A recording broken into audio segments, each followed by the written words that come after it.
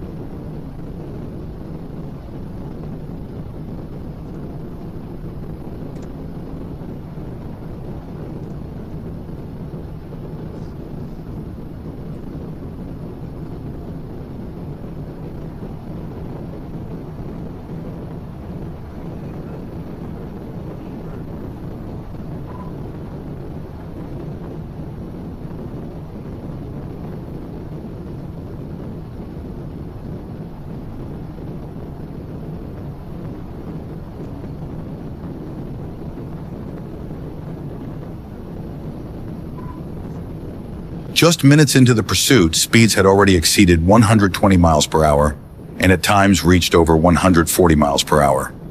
Recognizing the driver's reckless and determined behavior, and with the chase unfolding on a deserted stretch of road flanked by open fields, troopers began preparing for a high-speed pit maneuver.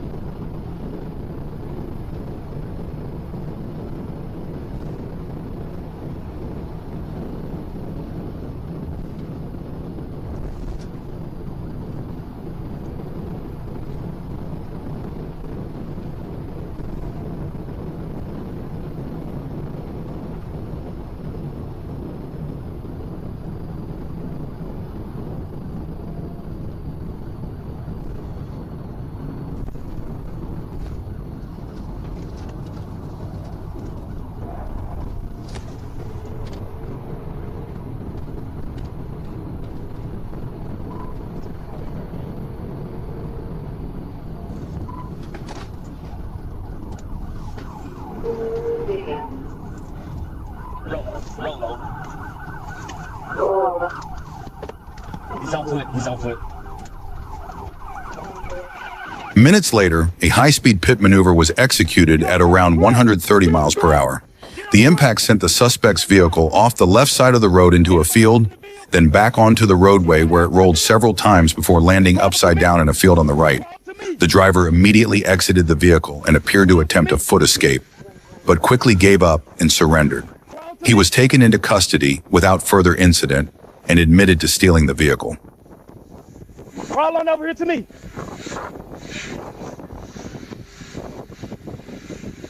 Somebody else in the vehicle. Crawl on over here to me. Hey,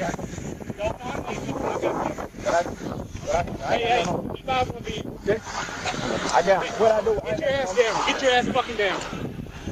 Hey, Donnie.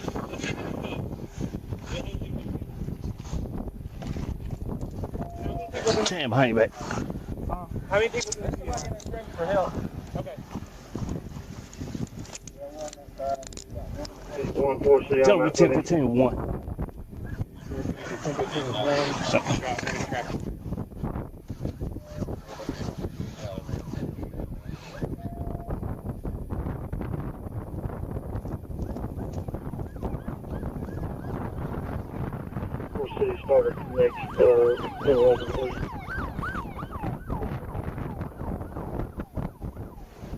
On May 7th, 2025, at approximately 8:20 p.m., Washington State Patrol attempted to stop a Honda Civic for an improper lane change on westbound 90 near Preston.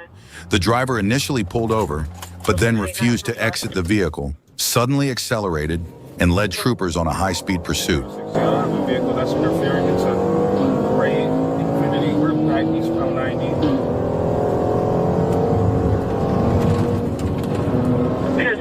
Gray Infiniti interfering eastbound 90. The male driver looks Hispanic, light skin, black hair, with a red and white jacket. Moments after the pursuit began, a silver Infiniti, later determined to be driven by the fleeing Honda driver's brother, joined the chase. The Infiniti driver repeatedly interfered with the pursuit, at times positioning his vehicle between the patrol car and his brother's fleeing Honda in an attempt to disrupt the officers. I'm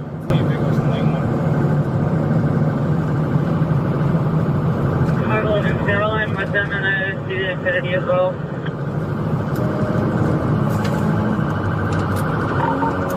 The Honda has a flat tire, the rear right tire is flat. This car is falling apart from the rear bumper. Honda has a flat tire falling apart too. Exiting the High Point. Sorry, we're coming from Highlands when I originally stopped him. He yelled out the window that he has a kid and he's losing control. We're on an off ramp. He's lost control, faced the wrong way. A few minutes later, the Honda driver lost control and crashed into a ditch. Despite his efforts to get back on the road, officers quickly boxed him in, leaving no chance for escape. Meanwhile, other officers continued pursuing the silver Infiniti. We have my patrol car. Now he's going westbound and eastbound lanes, and there is a kid in the vehicle, and there's another female who's in the passenger seat. So start a rolling, slow down. So just, yep. You don't follow the wrong way, try to follow the right way, and hopefully we'll get it set up again. They come back westbound from High Point. I tipped over, take it from the correct lanes of traffic. 1268, we're starting rolling, slow down. Okay, there it is right there. Okay, easy, easy. It's spinning out. Now it's facing the right way, it's in the ditch. Go, go, go. Yep, looks like I got one WSP to, looks like Seattle Lane Department. They're stopping here, South Elmwood Place. Just over the train tracks. In the end, with aerial support from Guardian 1 and assistance from Seattle Police, the younger brother was also taken into custody. Both brothers now face multiple serious charges, including eluding police, obstruction, and reckless endangerment, as authorities investigate their coordinated attempt to evade law enforcement.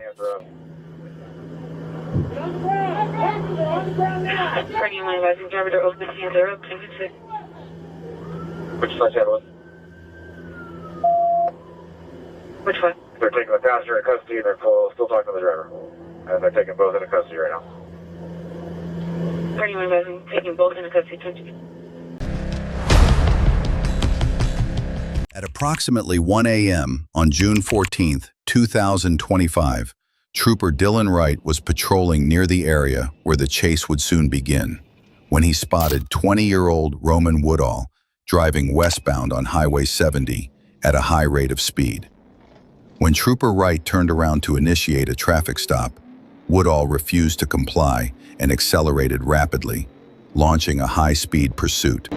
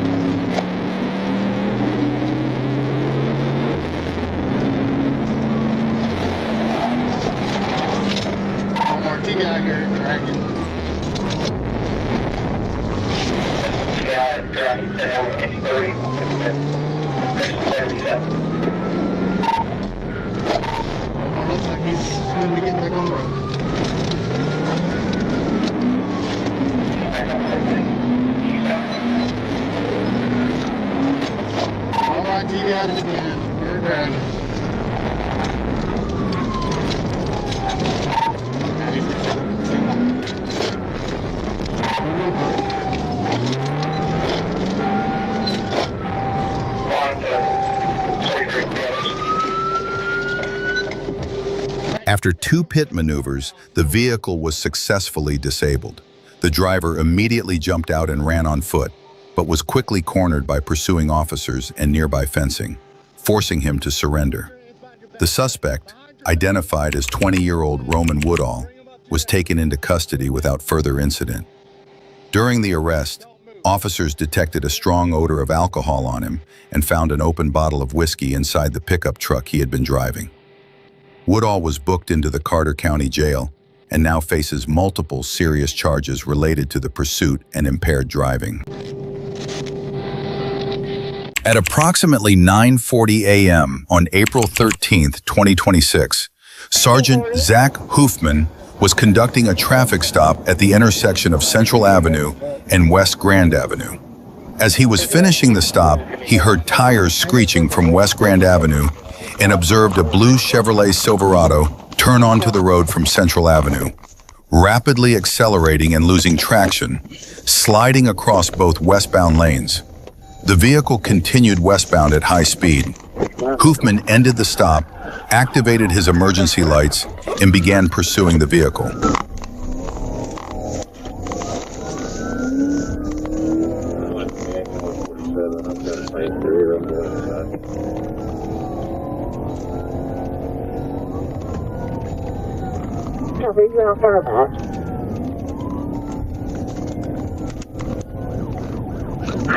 Please stay for going westbound on Green.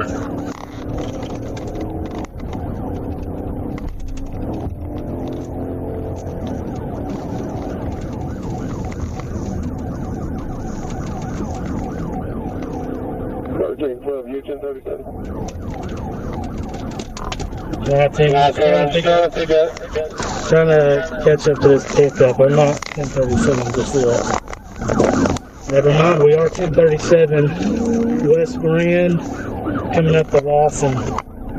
Speed's 47. It's a blue pickup truck, Chevy pickup.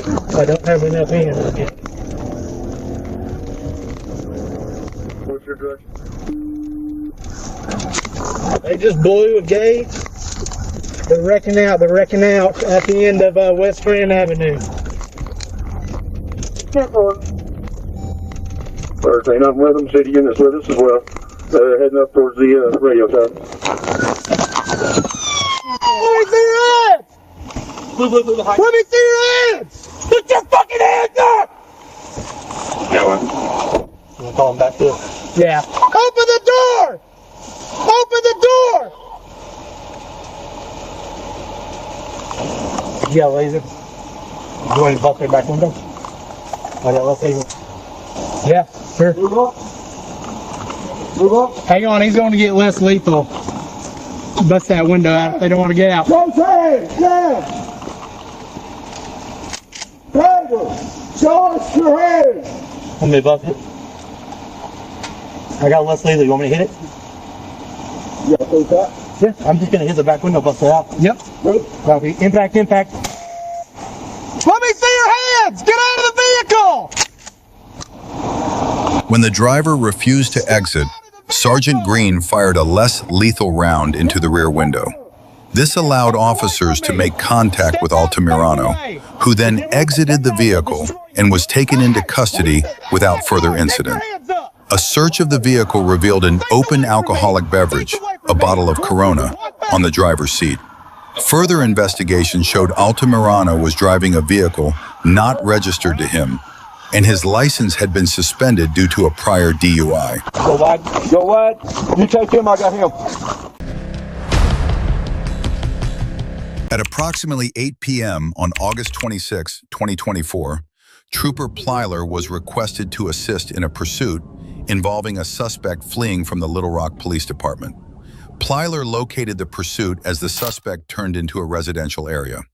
He quickly joined and requested to take the lead position. You're south on Gardner from baseline.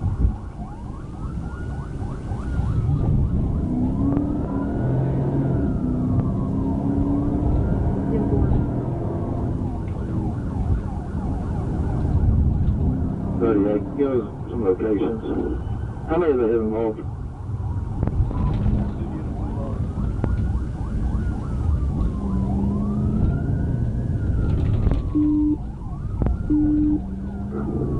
What direction is?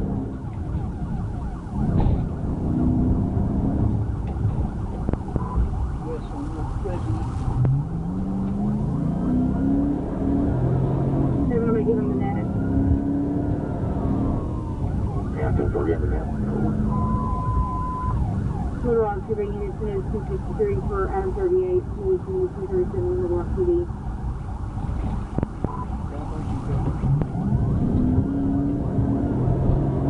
South on Chico.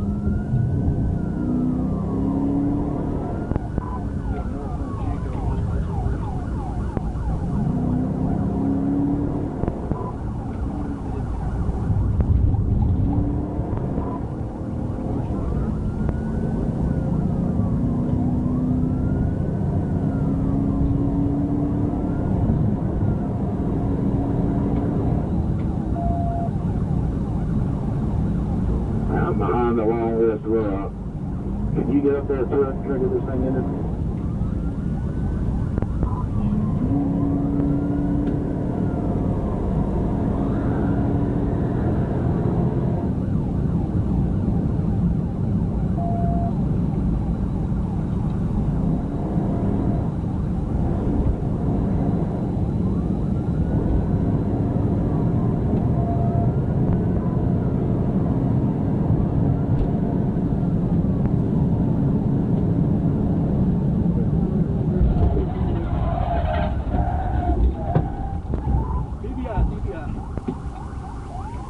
Copy TBI 806.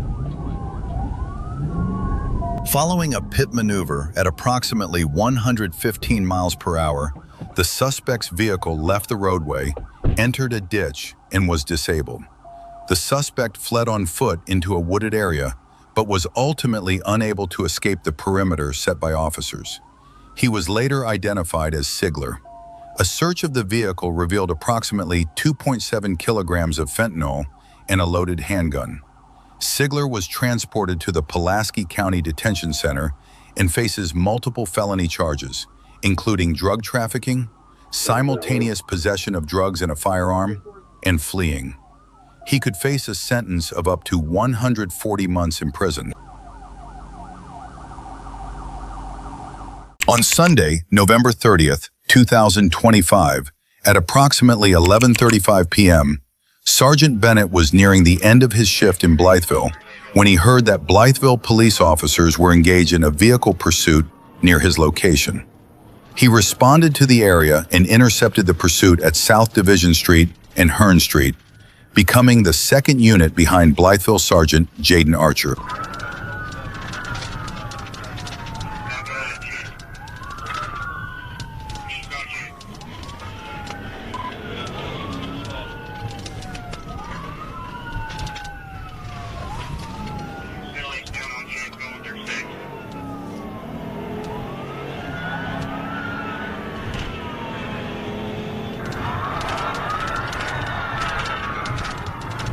Clear left, clear right.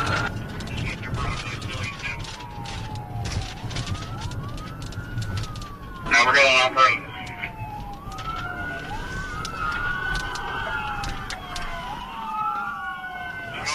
Down through the lake, there's six.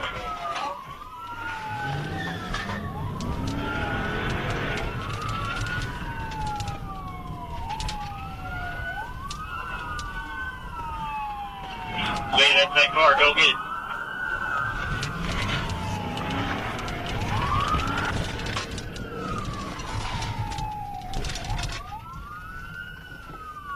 Cell phone, sir.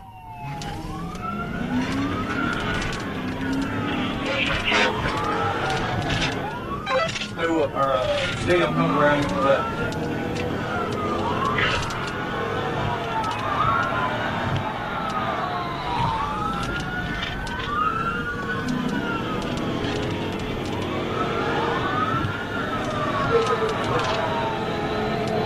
Westbound, southbound primary.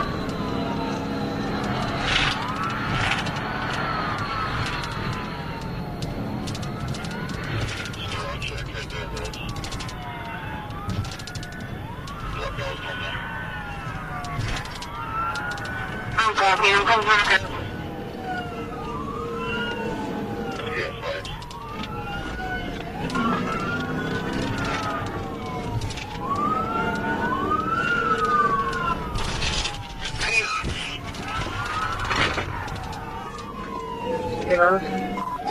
TBI. After the initial pit maneuver, the vehicle continued moving at a slow speed, requiring Sergeant Bennett to make a second light contact to fully disable it. The driver, Jaquan Logan, and the passenger, Kareem Reed, were taken into custody without further incident and were turned over to the Blytheville Police Department.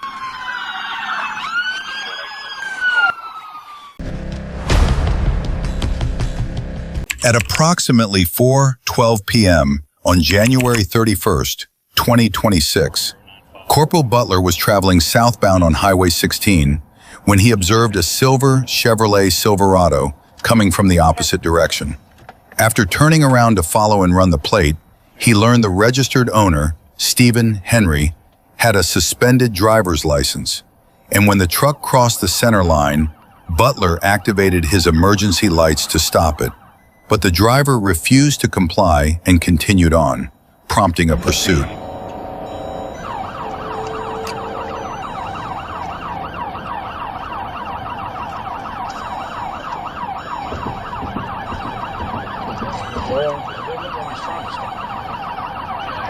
I'll grab you stride.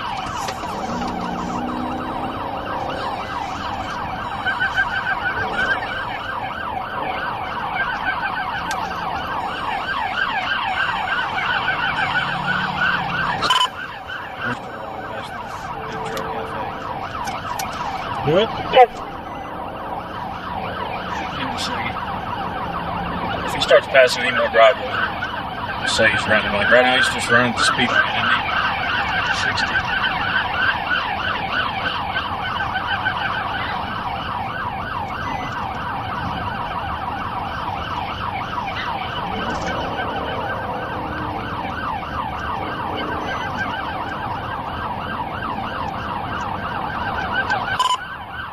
Maybe 37. Speed's about 60. It's just not slow. Run this corner. Check for confirming a silver Chevy Silverado. It's lifted. Got some writing on the back glass. Yeah. Always right.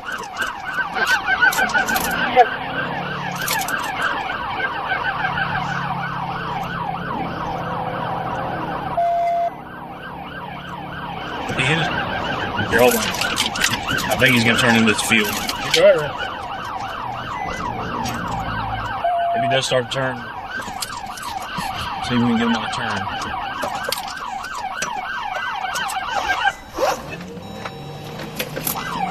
Let's go. It's on.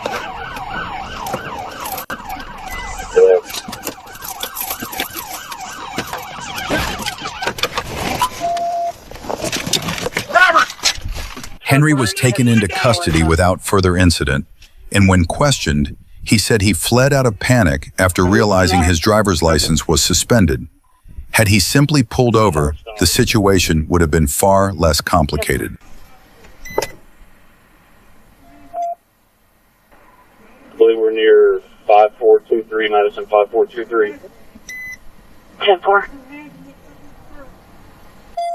On February 6, 2022, at approximately 10:31 a.m., Officer Cochran received a report that a Chattanooga Police Department patrol vehicle had been stolen and was traveling southbound into Georgia on Interstate 75. Cochran positioned his patrol unit near the intersection of GA 151 and I-75 to intercept. Minutes later, the vehicle appeared, and he joined the pursuit, continuing southbound at speeds exceeding 100 miles per hour.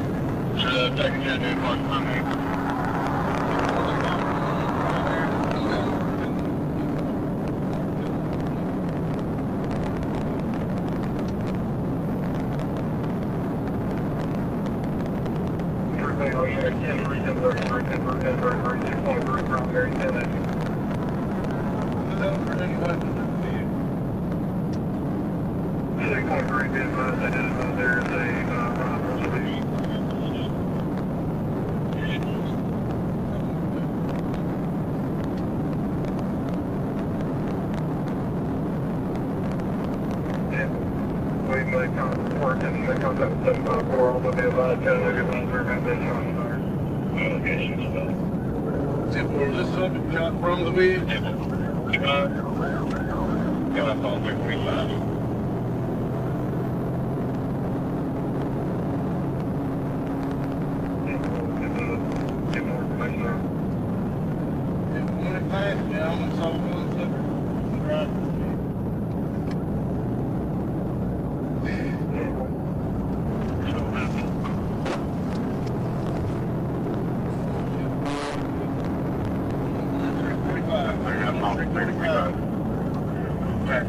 Taking off on the 345 road, I always will. 345. This time I'm gonna have some shot. Exit 345. Exit 345. The suspect exited the interstate near mile marker 345, continued on to GA3, made a U-turn, and struck the shoulder, causing a tire to deflate. Trooper Cochran seized the opportunity and executed a pit maneuver.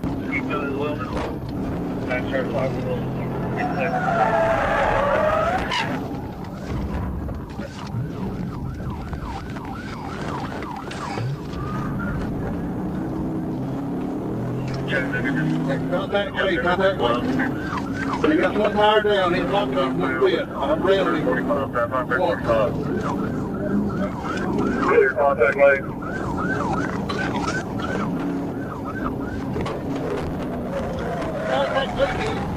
Wait again. Heavy contact. Clear heavy contact. After 2 pit maneuvers, the suspect exited the vehicle with hands raised, but then fled on foot into a wooded area. A perimeter was established, and with the help of a canine unit, the suspect, later identified as 42-year-old Christopher Edward Parker, was located and taken into custody without further incident.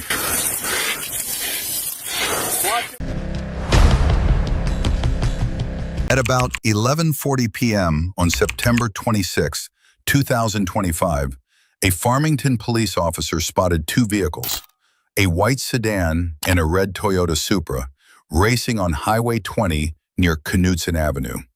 When the officer attempted a traffic stop, the driver of the white sedan took off, triggering a pursuit that ended in a violent crash.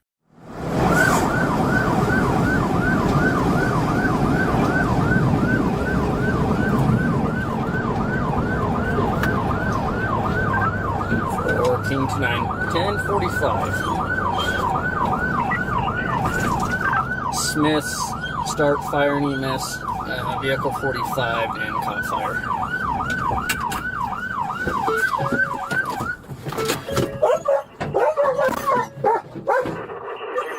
Butler and 20th. What's down on 20th?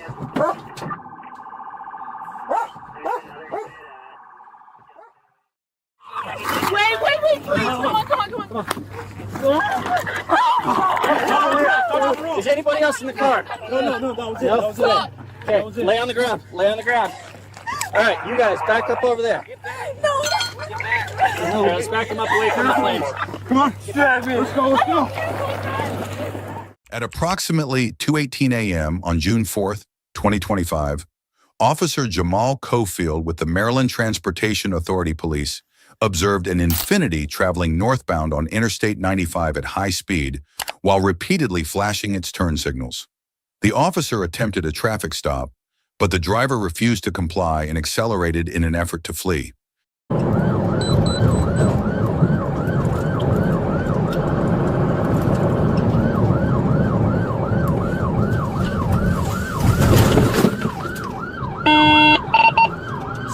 Dispatch, copy chapter.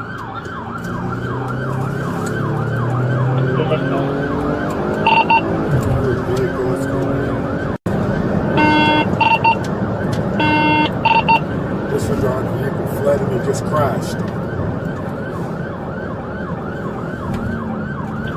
Oh,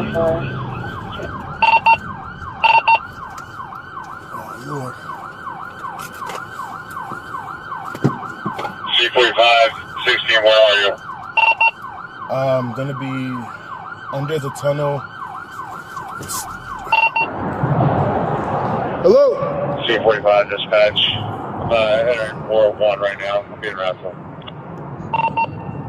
16 dispatch, can you start medics? It's gonna be 2 individuals ejected from vehicle. Sir! Sir! Sir! Sir! Sir! Sir! C46, start from VRT so we get shut down the roadway. Sir!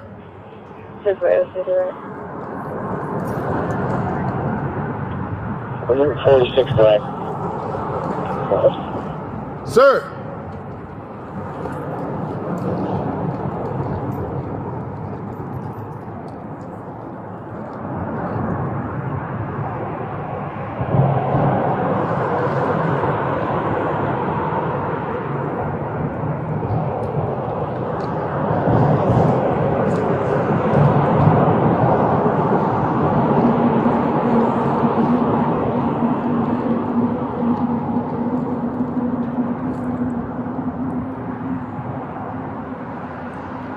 The driver was trapped inside the vehicle while the passenger was ejected, both unresponsive.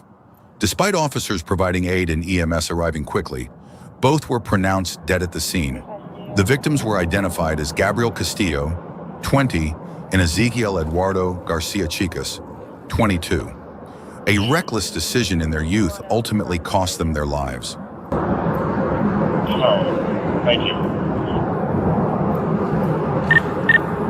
Switch.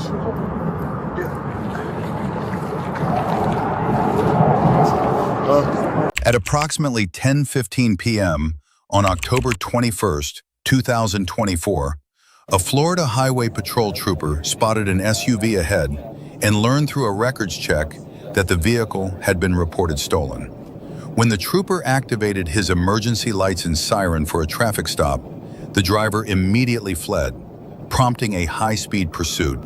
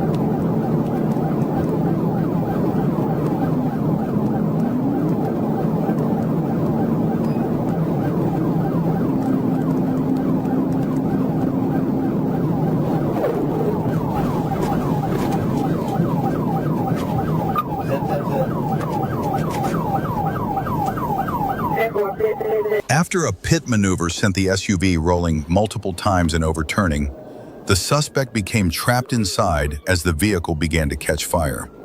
Troopers quickly forced the door open, pulled the driver to safety, and took him into custody with injuries that were not life-threatening. The fire was contained shortly afterward, preventing further damage.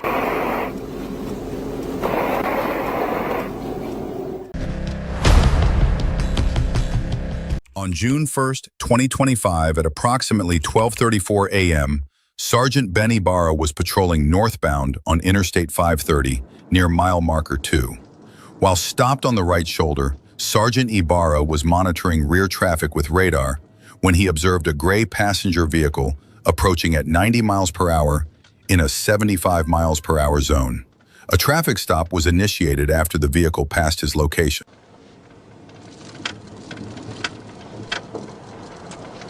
Academy to the right, 10, 15, 10, 25.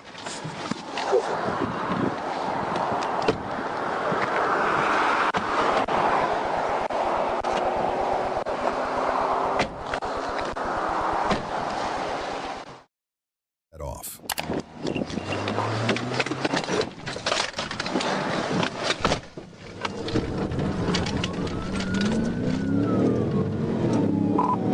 Adam 9, we're on 1037. 530 northbound at the 2.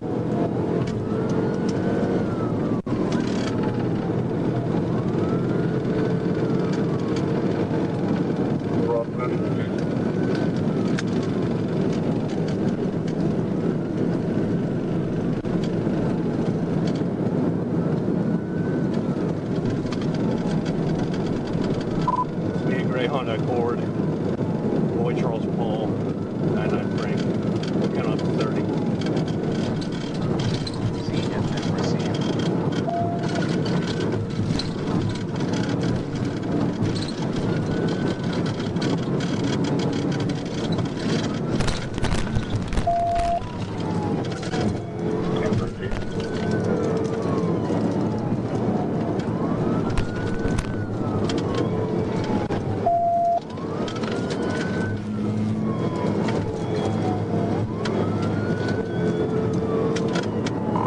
That's coming up to 60 minutes.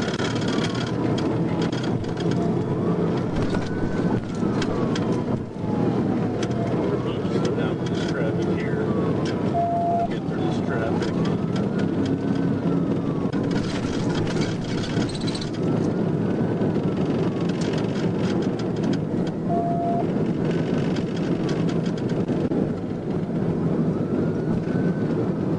Make sure he doesn't take 60 pips on me.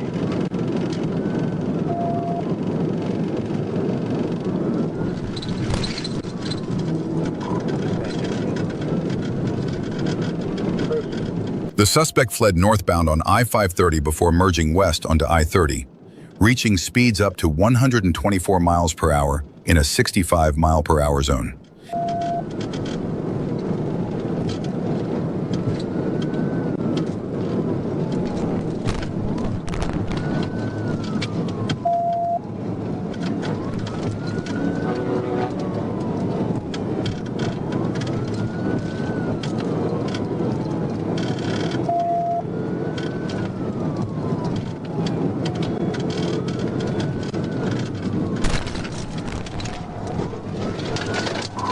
TBI, Scott Hamilton.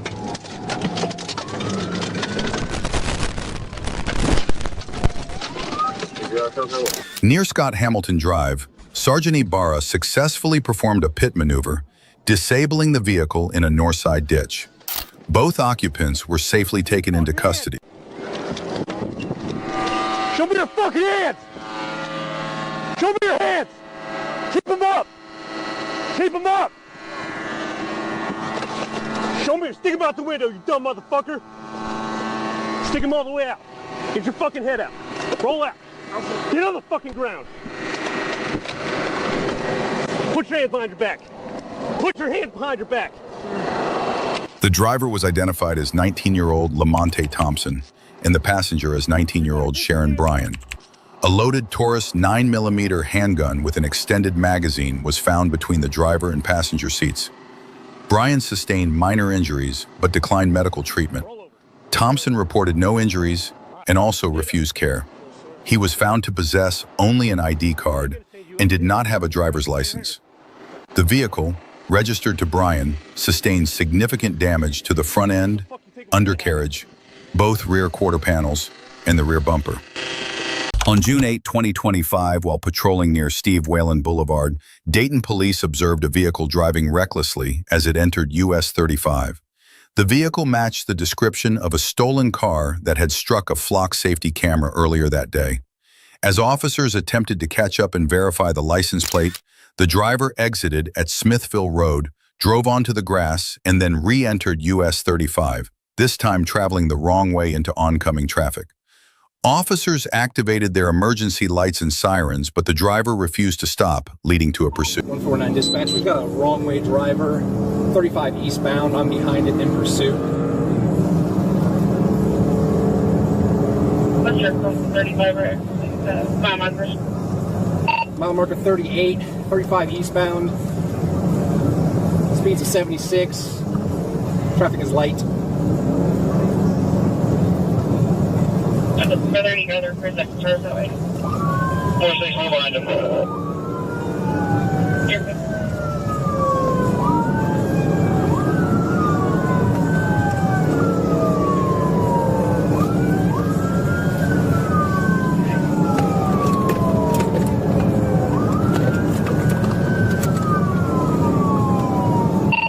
We're still going to be 35 eastbound, wrong way. Speeds of 90.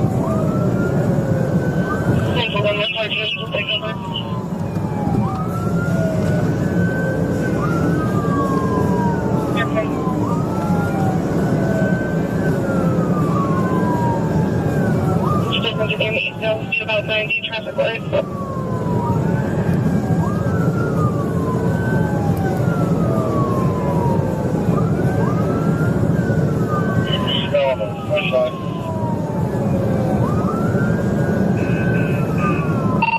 I get the chance, I'm going to attempt to ramp this down.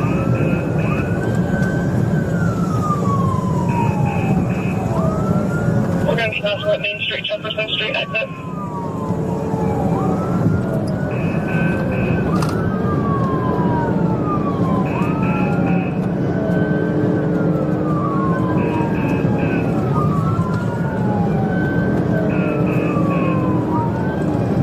We're going to be taking the on-ramp to Main Street, Jefferson Street.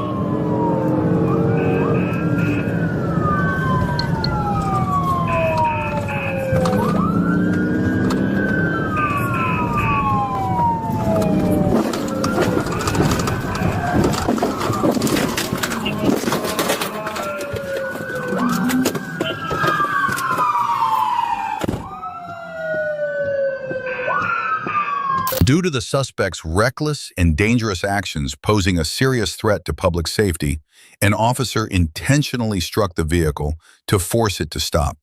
The driver, a 25-year-old male, was taken into custody and transported to a local hospital for treatment before being booked into the Montgomery County Jail. He is facing felony charges for failing to comply. A 26-year-old male passenger was also arrested on an outstanding warrant and taken to jail.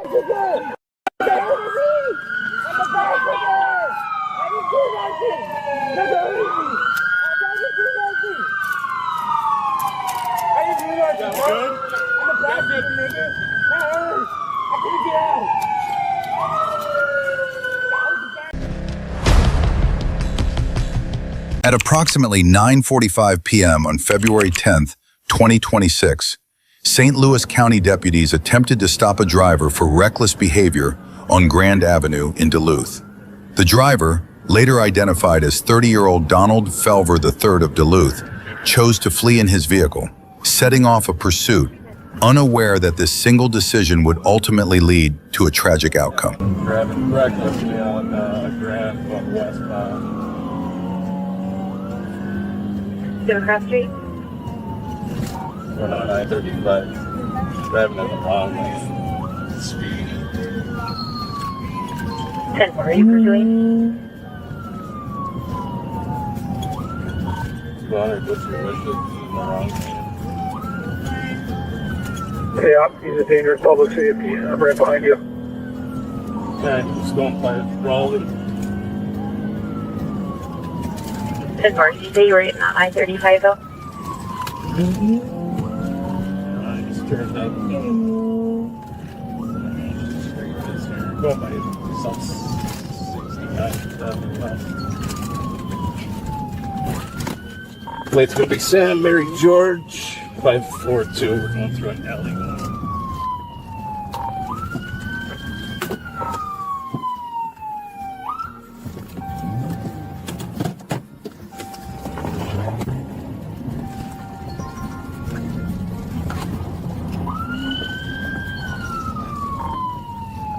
I don't know what alley I'm in, but we're headed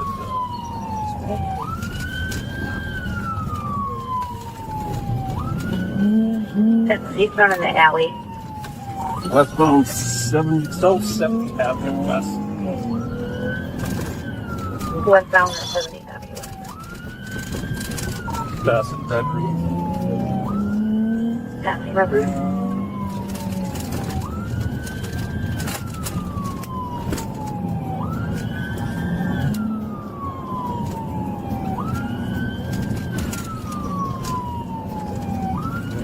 Back on here. That's where Easter westbound. Sorry, westbound is going past South 70th Avenue West. That's where passing South 72nd Avenue West westbound.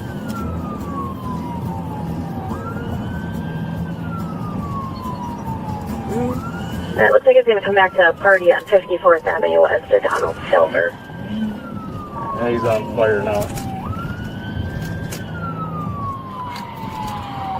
Still on just a successful pit.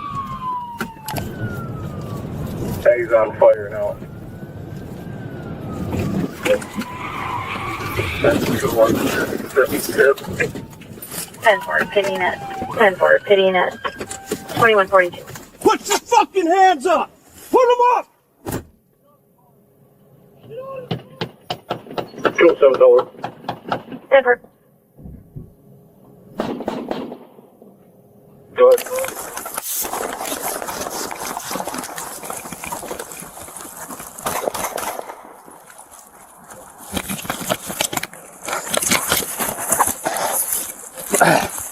Fuck!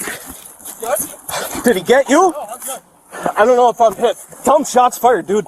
Shots fired, hold the channel. I don't know if I'm hit, Josh. I don't know if I'm hit. Get down. After a pit maneuver brought the vehicle to a stop, deputies approached on foot, at which point Felver pulled a handgun and fired at them. Sergeant Burnt and Deputy Sobchak returned fire, striking Felver, who was the sole occupant of the vehicle. He was pronounced dead at the scene.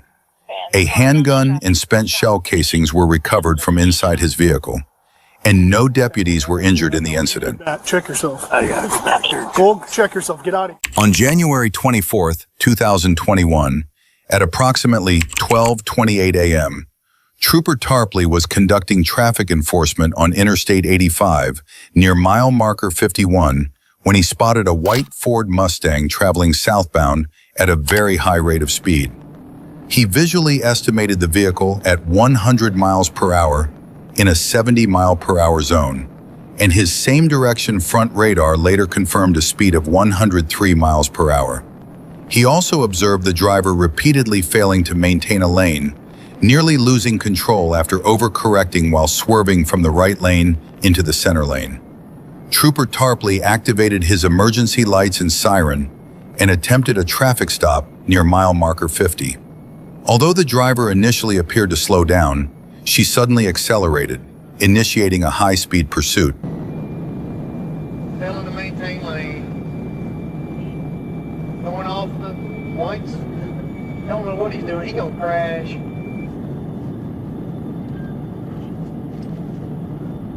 43 Newton. I'm behind a possible 1055 southbound at high rate of speed. Alright,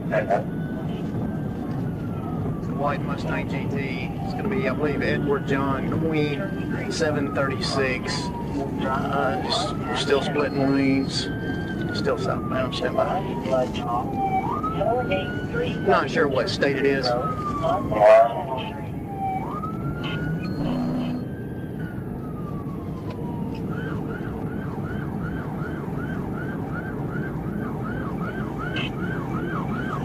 Still in the emergency lane. Right at 100 miles an hour. Clear emergency lane, 100 miles an hour, Mustang GT. It's passing the 48 now, passing the 48. I believe it's a Georgia tag. Edward John Queen, 736.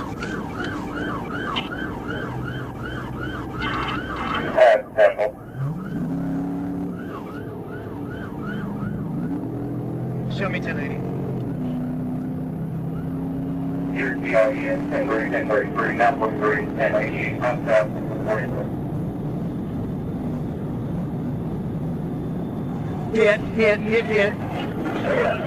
Hit. Into the wall, turn it around. Stand by.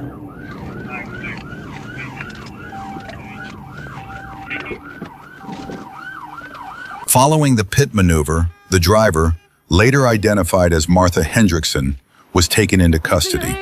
She showed multiple signs of impairment. Trooper Tarpley detected a strong odor of alcohol on her breath, and her speech was slow and slurred. Her eyes were bloodshot and watery, and she appeared confused while crying. Oh my God! At around 3:20 p.m. on Friday, October 24th, 2025, police and emergency crews responded to a traffic crash near Novi Road and 10 Mile Road.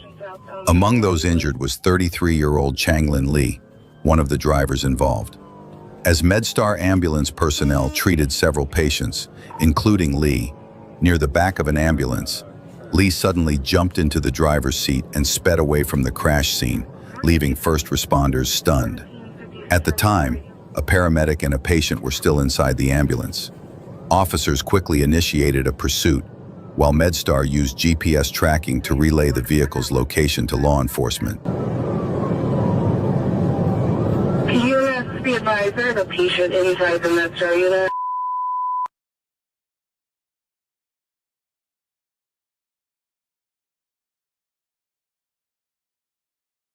It's an Asian male driving.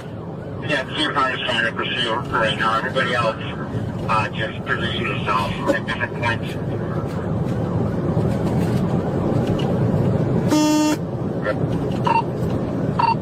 Radio notified. Receive notifying ourselves approaching back. 40 guys. It's into the construction zone on Novi, south of 9. Receive in construction zone.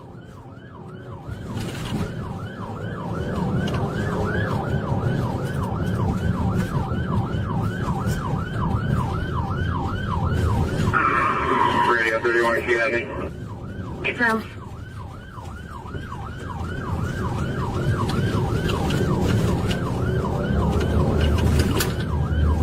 Can we get an update? Go again. Can we get an update?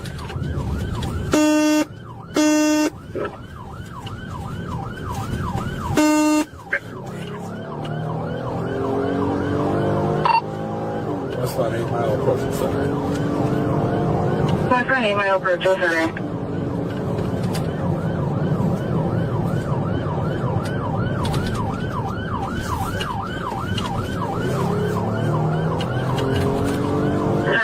West on 9 Mile. Copy. If there's anyone near back, if they can head south on back.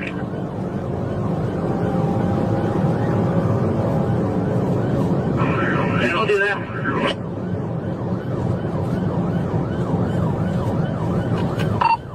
He's got a blown rear tire on the passenger side.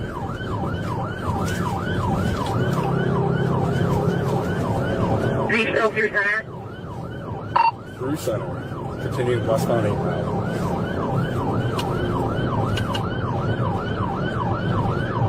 Right behind it. Just past Green Ridge Drive. Continuing westbound. I got the radio, 30.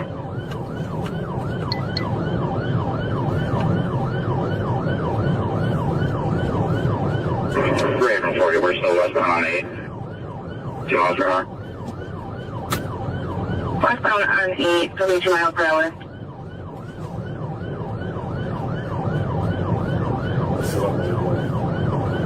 Still westbound, passing left for him.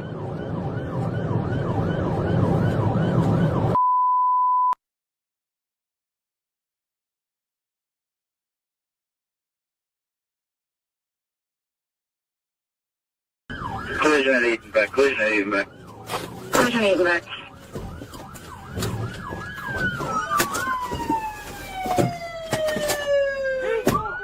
Did you say collision at 8 and back? Affirmative, collision 8 and back.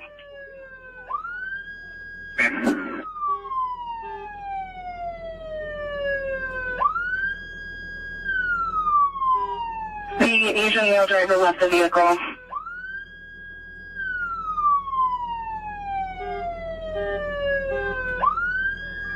What's up? Flash unit, repeat.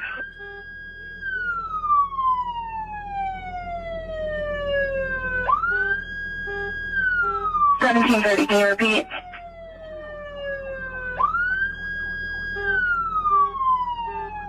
At approximately 10:02 a.m. on July 7, 2026, Trooper Zach Hoofman of the Arkansas State Police was traveling eastbound on Highway 70 just east of Java Road when he observed a black Infiniti G37 with no license plate traveling westbound. His in-car radar indicated the vehicle was traveling 76 miles per hour in a posted 60 miles per hour zone. Trooper Hoofman turned around to initiate a traffic stop, but the Infiniti immediately accelerated and continued fleeing at a high rate of speed.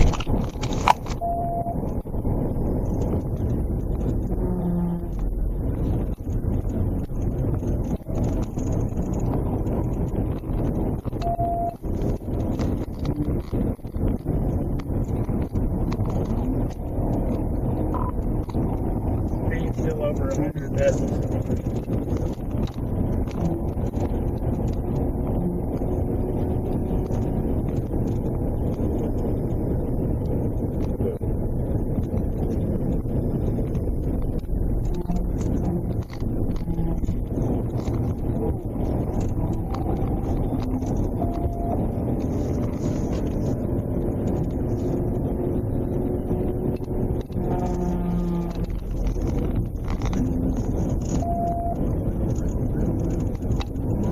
Ross, praise began. Patch us with Troop A. Yeah.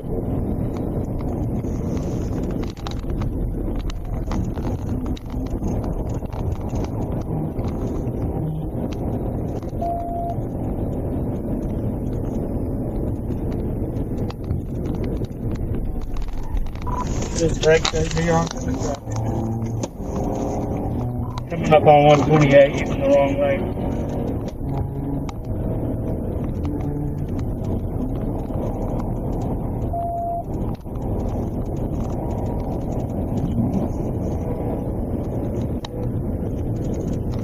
Yeah, it's one.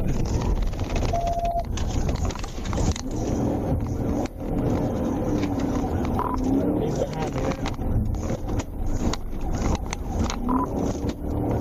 Yeah, good. Yeah, we're still using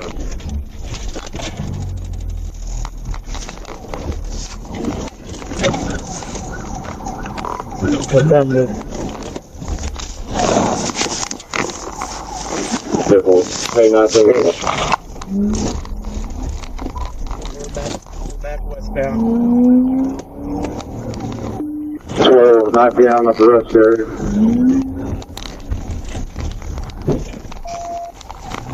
CDI. Back eastbound, recovered.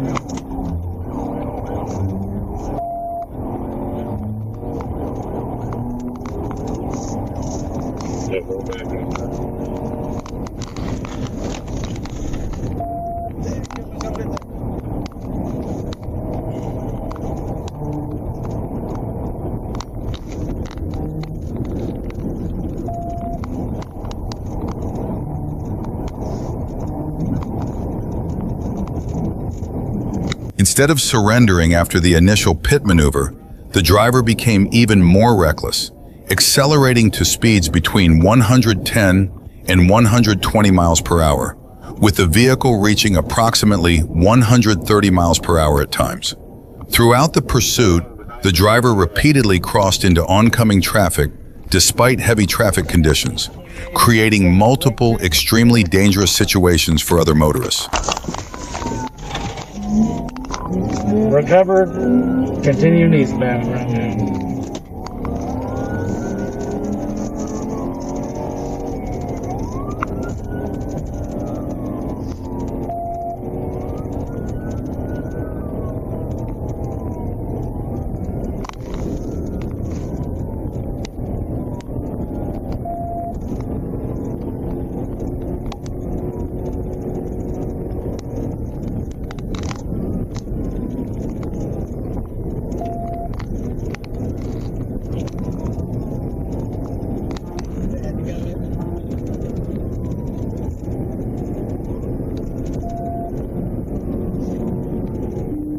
You get up or in your ditch.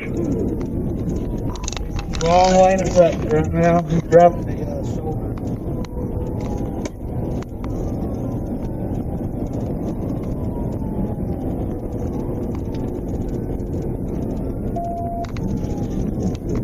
Whoa!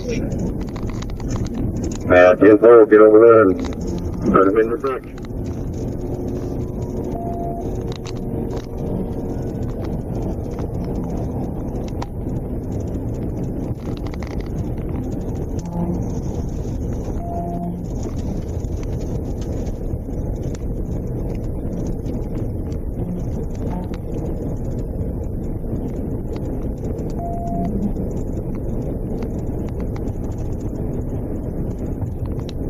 Okay.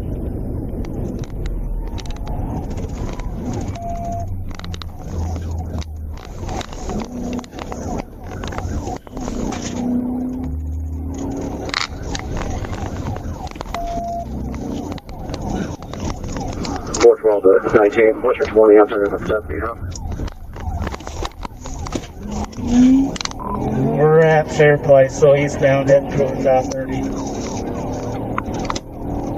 Yeah, well, I should intercept you here for a shift soon.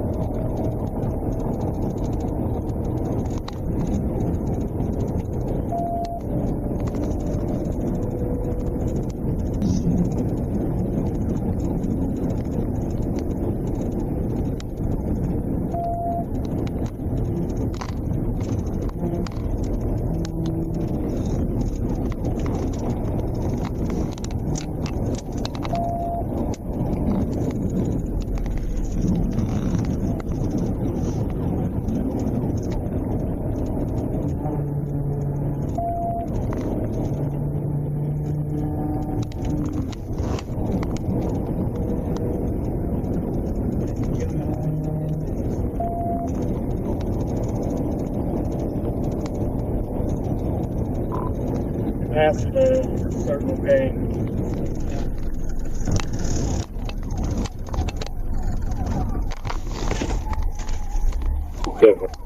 At the intersection of Highway 70 and Elliott Road, the driver suddenly braked, ran into a ditch on the north side of the roadway, exited through the driver's door, and fled on foot. Trooper Hoofman identified the suspect as Tamarian West, who was wearing a black shirt, red pajama-style pants, and a pink hat. Trooper Hoofman chased West across a field toward a nearby residence before losing sight of him after he jumped a wooden fence into a livestock pasture. Officers recovered several personal items that confirmed his identity. Later that day, West's parents brought him to Troop K headquarters, where he was arrested without incident.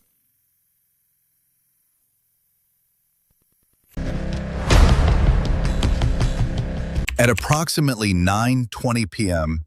on May 29, 2026, Trooper Nathan Gines was traveling southbound on Hutchinson Road behind a gray Nissan Pathfinder displaying a temporary tag. As both vehicles approached the intersection of West Barack Road, they stopped at a stop sign. While stopped, the driver of the Nissan, later identified as DeWayne Narcisse, failed to use a turn signal before turning right onto West Barack Road. After turning westbound, Trooper Gines observed Narcisse repeatedly weaving left and crossing into the oncoming lane. Because there was no safe shoulder available, Gines waited until reaching a suitable location before attempting a traffic stop.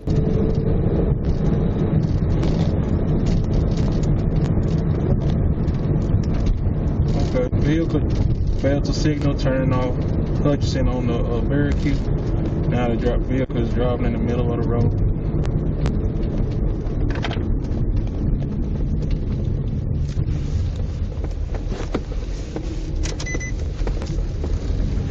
C39 City, I'm 10-8. Yeah, what's the name?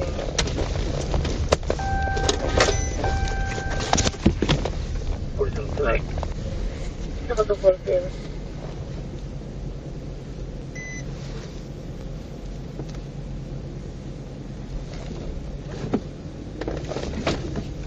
No, I'm going to go 1024.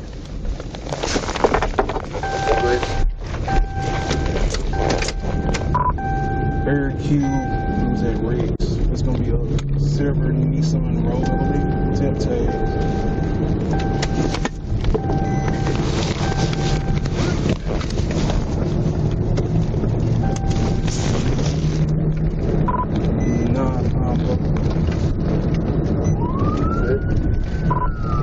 I'm gonna be 1037. This one is directed for these guys, 1037. Barricade, trying to get back on interstate. Stand by and try to turn the TV out.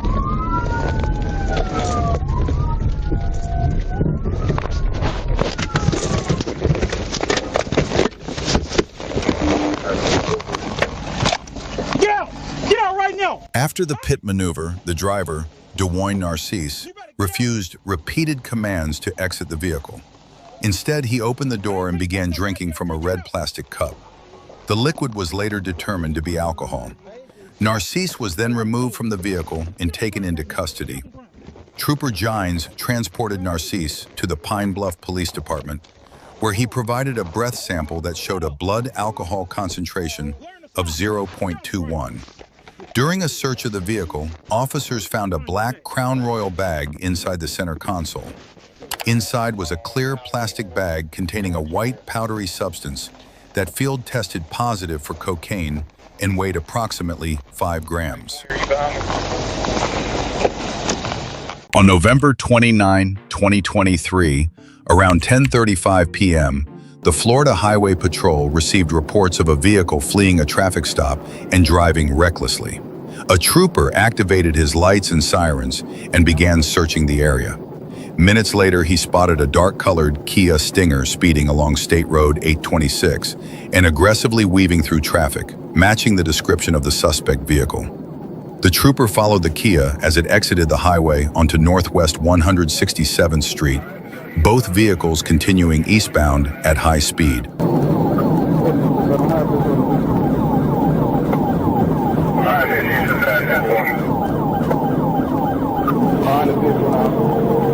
Victor Tango, Foxtrot 36. Then I'll pass 17. Alright, he's approaching 17 right now.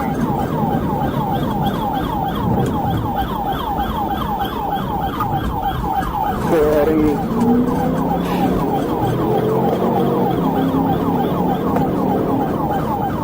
On the perimeter, roll now.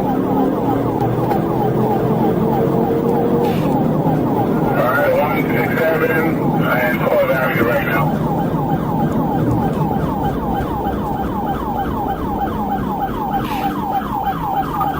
Heading north on 12.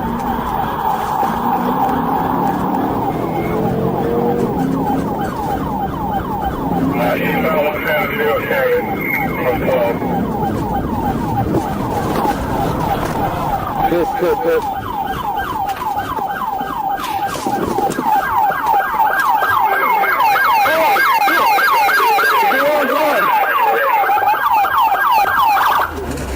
I didn't see your lights. I didn't see your lights in the back. Oh, you got the wrong car. I didn't see the lights in the back. The KHA ran a red light at Northwest 17th Avenue, then turned left on red to head north on Northwest 12th Avenue. Shortly after, a trooper performed a pit maneuver. But as the car stopped, the driver leaned out and activated red and blue lights. It was Opelika Police Captain Corey Crotenberg. Florida Highway Patrol stated that Trooper Walner Roy will not face discipline as he had reasonable cause to believe the vehicle was fleeing. The Opelika Police Department also said Crotenberg did not violate any department policy. When asked about his speeding and running red lights without using emergency lights, the department declined further comment. That's my fault. They didn't tell me it was a blacked out car. It's a blacked out car. I was right on his ass. Oh my God. At approximately 10:13 p.m. on May 13th, 2024, Trooper Matthews was finishing a traffic stop on southbound Interstate 85 near North Druid Hills Road when a dark-colored sport motorcycle suddenly sped past at an extremely high rate of speed, prompting him to immediately return to his patrol vehicle and give chase.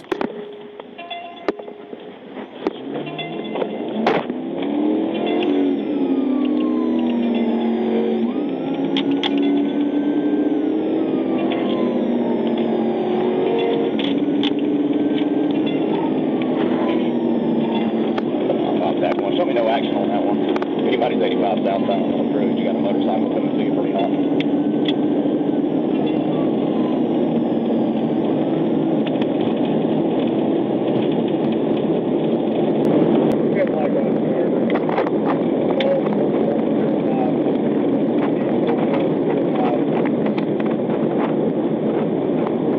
Trooper Matthews caught up to the motorcycle as it exited southbound Interstate 85 and merged onto northbound State Route 400.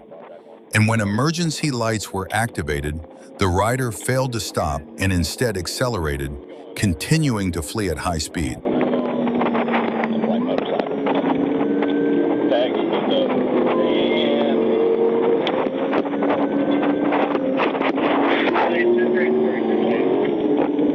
Check aviation for me on 6. If anybody's northbound in Lennox, we're coming to you. Aviation bound. Alright, coming up on Lennox. Left lane, left lane.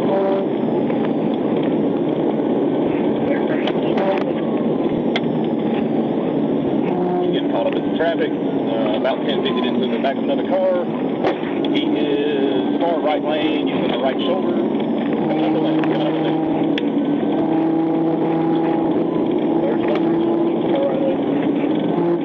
Stay where you're at, stay where you're at. Moving all the way over to the right, all the way over to the right, and taking the exit ramp. Taking Lennox, taking Lennox.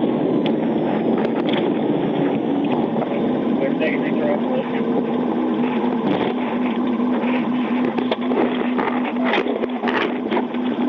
Trying to go back 400 south and jump the curve. He almost 10 feet. He came off the pipe. I think the tag's G361 or 36I maybe. Going back 400 south. We're going to go 400 southbound. Far left lane. A little bit more traffic.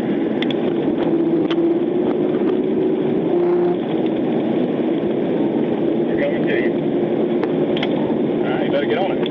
Far left lane, coming up the city market. He's making his way all the way over. I might be trying to take the exit again. Alright, back left, back left.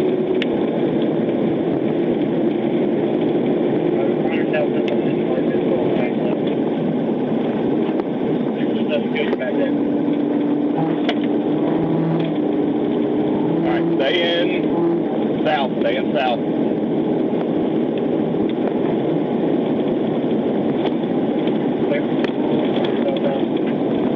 Connector south, connector south. They're on 85 south. In the minutes that followed, the pursuit continued at extremely high speeds. And despite Trooper Matthews pushing his patrol vehicle to its limits in traffic, he was unable to keep pace with the motorcycle. Its agility made it increasingly difficult to contain. And if those conditions had continued, officers would have been forced to terminate the pursuit in the interest of public safety.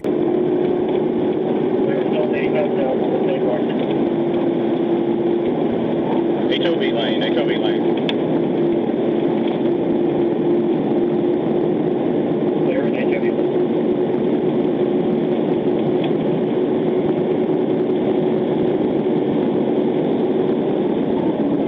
Past Buford Highway. Be around the curve, coming up to 75, still HOV lane.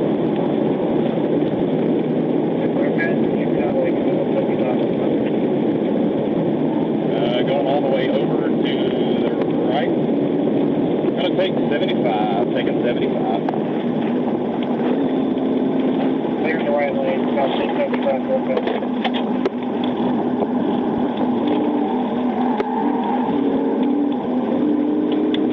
Going 75 north, 75 north. They're on 65 north, 85 south.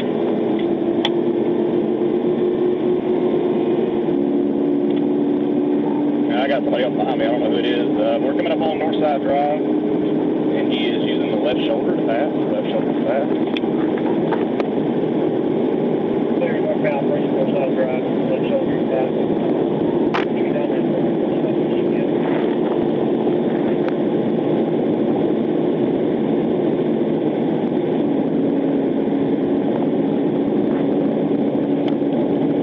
Alright, we're north of Northside, number 3 lane, going back over to HOV lane.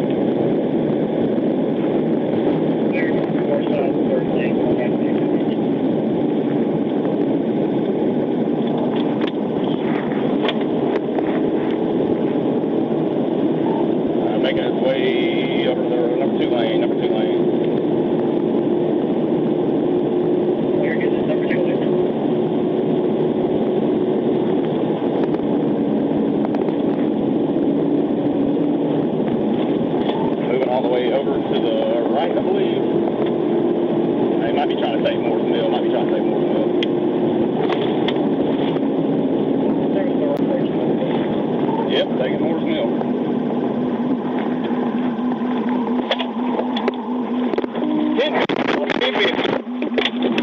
While traveling northbound on Interstate 75, the motorcycle attempted to take a right-hand curve at the Moores Mill Road exit, ran wide to the left, lost control and crashed, throwing the rider a short distance into the grassy median.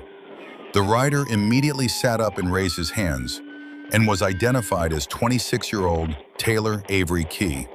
And after removing Key's helmet, Sergeant Matthews detected a strong odor of alcohol on his breath while speaking with him, noting bloodshot, watery eyes and dilated pupils, after which Key admitted he had consumed 2 beers earlier while attending a motorsports event known as Formula Drift.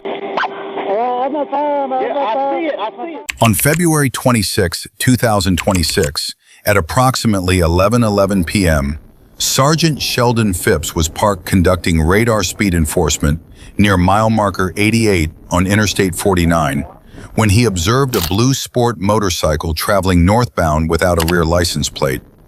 Phipps merged into traffic to catch up and saw the motorcycle accelerate to around 120 miles per hour in a 70-mile-per-hour zone. He activated his emergency lights and siren, but the rider refused to stop and instead fled.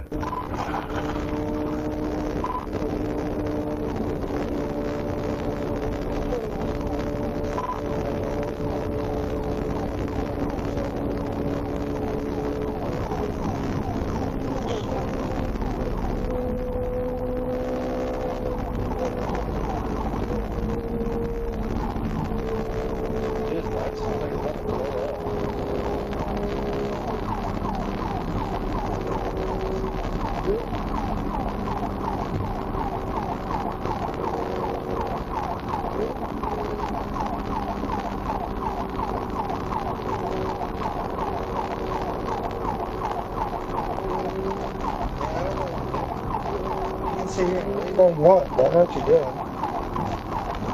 Exactly. Yeah, it just ran the red.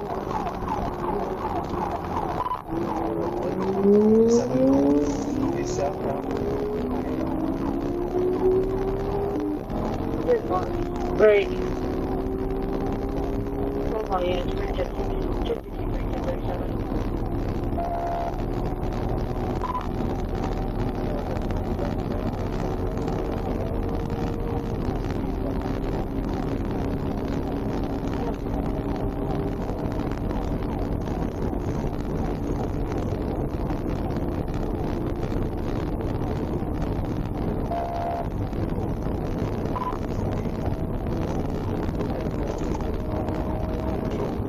The pursuit quickly escalated to speeds of about 125 miles per hour.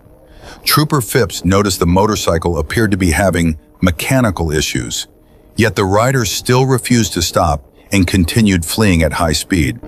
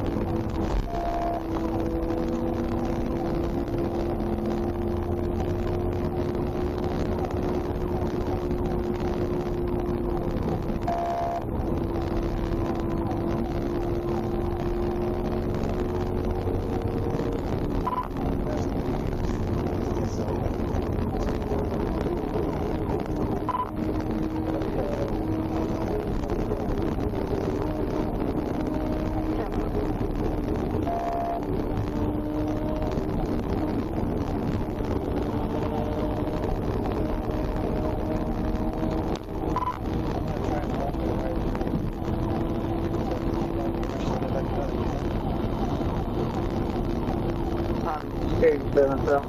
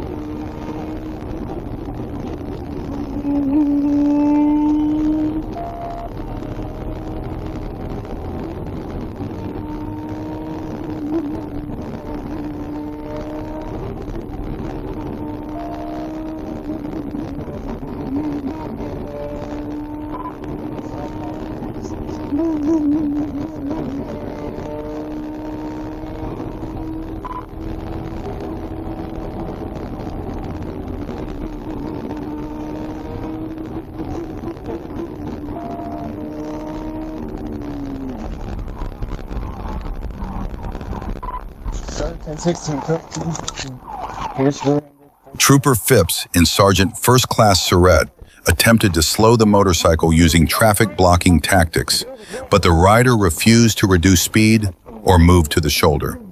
The motorcycle then accelerated and struck the rear of Sergeant Surratt's patrol unit, which had its emergency lights activated. The rider, later identified as McDaniel, was thrown over the patrol car and landed on the roadway. The motorcycle continued forward briefly before coming to a stop in front of Trooper Phipps's patrol vehicle.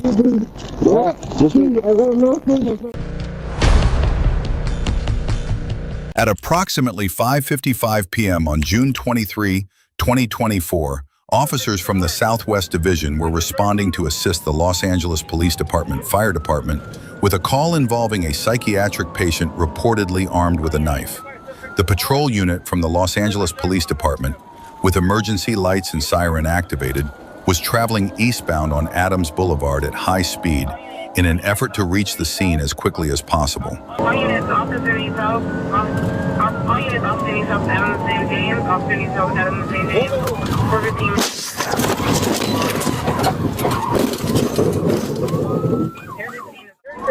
Suspect is armed. With a sheriff on us. He is armed. He is armed. All units, officer needs help. All units, officer needs help. Adams St. James. Officer needs help. Adams St. James.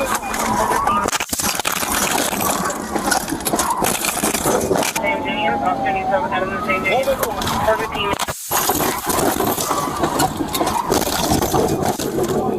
Everything is over. As the Los Angeles Police Department officers approached Gramercy Place, they crossed into the westbound lanes in an attempt to pass a Toyota Corolla that was waiting in the left turn lane. At that moment, the Corolla began its turn and was struck by the oncoming police cruiser. The impact left the Corolla's driver, its sole occupant, trapped inside the vehicle and unconscious. Several bystanders quickly rushed to the scene to assist, while the officers worked to access the car and check on the driver's condition. You good, man? I'm seeing stars. Hold on. You're good. Fire department taking Adams in the street. Representing a unit to over to block eastbound traffic. You're good. I got you. Adams and Gramercy. Okay? Yeah, we're good. Somebody okay? We're good. Stop. Stop.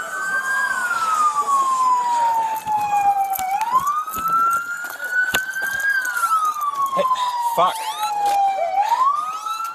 Partner, he needs help.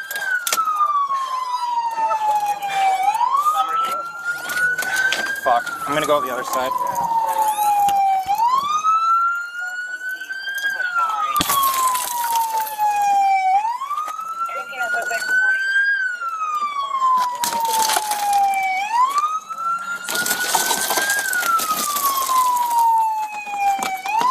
I'm trying to unlock it.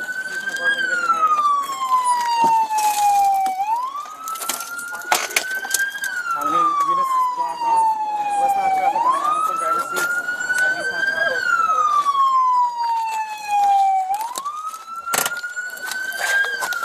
You okay, man? Hey, you good, man?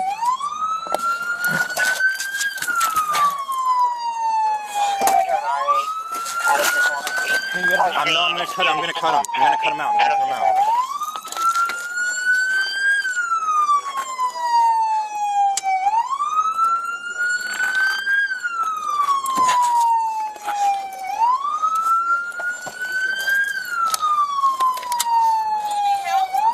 Not right now. We have an RA coming.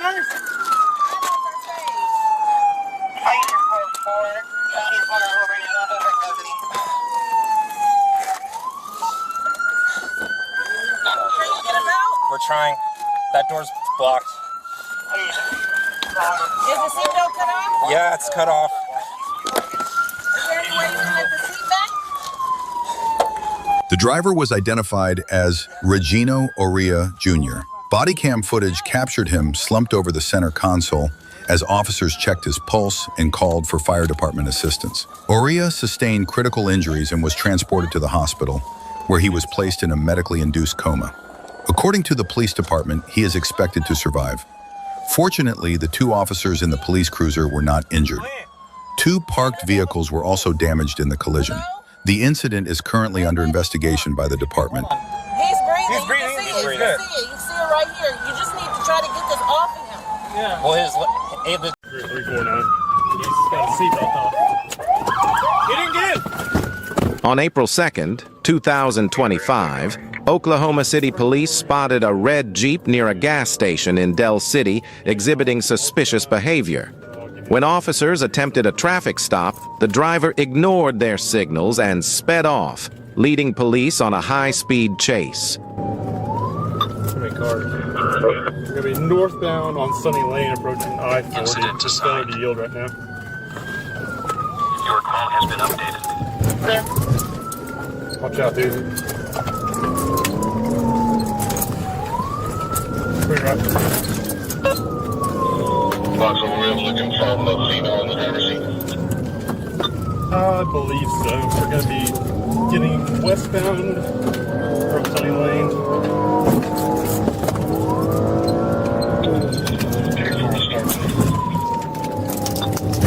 We are getting on I-40, attempted TBI, The vehicle jumped the curb in an attempt to flee and dangerously ran multiple red lights. One officer attempted a pit maneuver, resulting in some collisions, but the driver managed to maintain control of the steering wheel and continued to flee. in the middle lane right now, coming to the outside lane. Traffic's coming to moderate.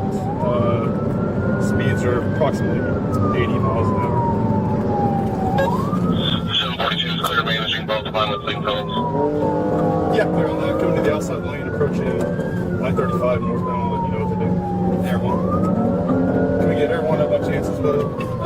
Approaching the middle lane, trying to decide which one of I-40 or I-35. Looks like we're going to take I-40, or set up to go on I-40.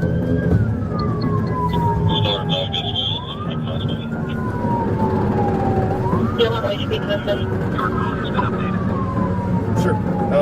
Westbound I-40 still. Speed 75. Looks like we're in a second.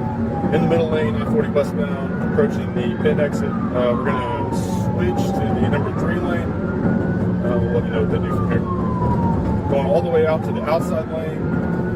Looks like a firearm magazine just came out of the vehicle as well. That was I-40 westbound, about 700 yards east of the pit exit.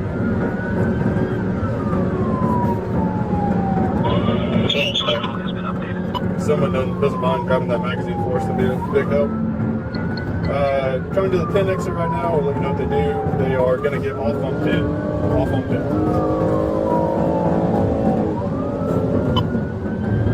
Light traffic to no traffic, speeds 70 miles an hour. Looks like we're going to try to go northbound on pin. Northbound on pin.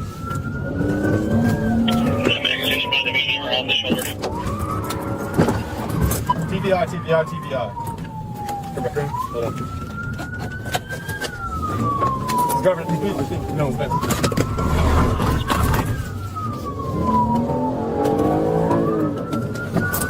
Okay.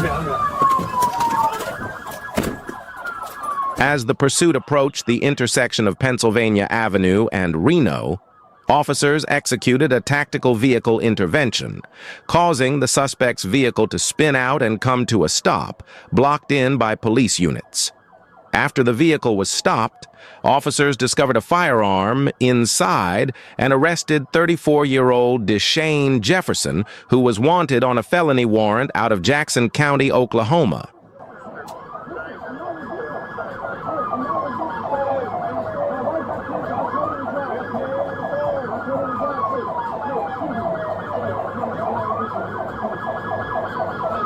On September 9th, 2024, at approximately 4:20 p.m., Trooper Tanner Hess of the Arkansas State Police was traveling eastbound on Interstate 40 near mile marker 76 behind a white Mercedes van. Hess observed the van drift out of its lane and cross the white fog line before returning to the lane. Based on the traffic violation, he activated his emergency lights to initiate a traffic stop.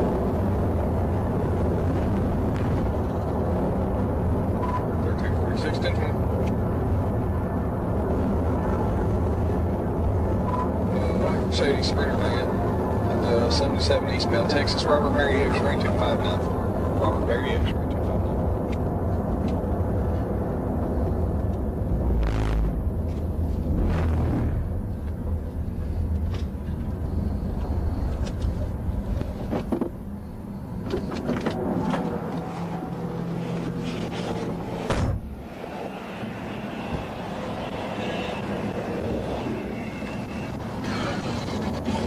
Hey, how are you?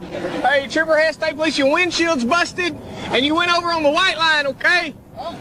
You went over on the white line, stay in your lane. Do you have your license? Yes. Does your dog bite? No. Oh, okay, all right. What y'all doing?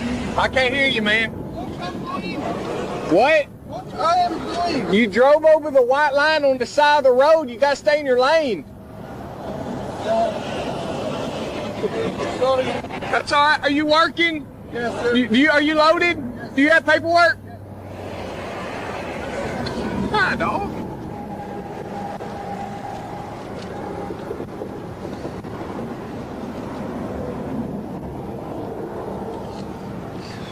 Trooper Hess approached the passenger side of the van and made contact with the driver, later identified as Ismar Zubovich, who was the only occupant inside. Hess asked Zubovich for his driver's license and believed he briefly detected a faint odor of marijuana coming from inside the vehicle, although he was unable to confirm the smell when he tried to check again.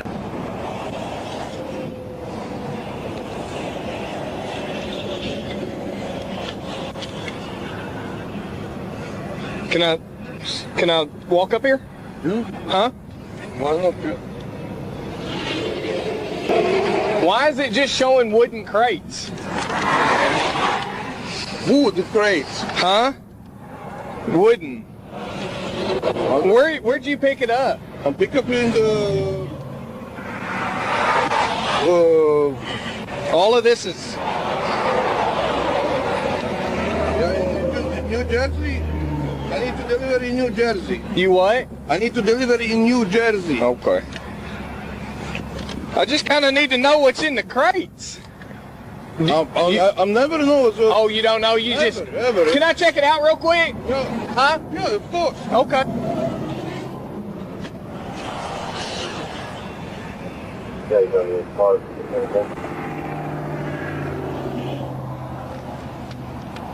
The van was carrying cargo, and Zubovich provided a bill of lading. While reviewing it, Trooper Hess noticed the document contained vague and incomplete information about the shipment. The cargo was simply listed as 4 wooden crates measuring 4 by 4 by 2. Based on the odor he believed he had detected earlier and the unclear description of the cargo, Hess suspected there might be something unusual about the contents of the crates. Where'd you pick it up at? California? Yeah, and I only just pick up and well, every time pick up. Okay. Delivery load. I'm never know what can.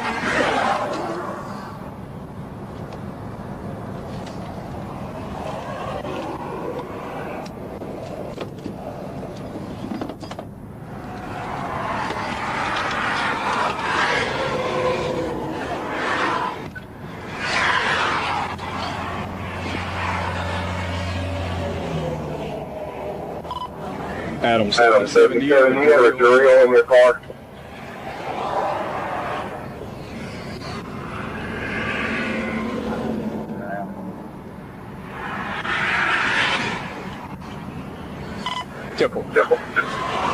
Do you have any tools, a drill? Drill? A screwdriver? No, I have flat. I think I have a cross on flat. Huh? I think I have a cross on flat. But that's not flat. This is, what is this? This is, yeah, this is different.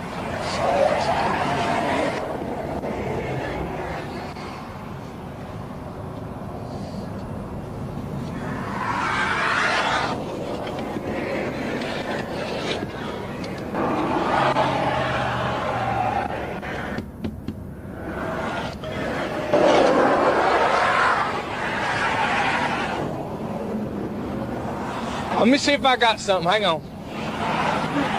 Hang on just a second.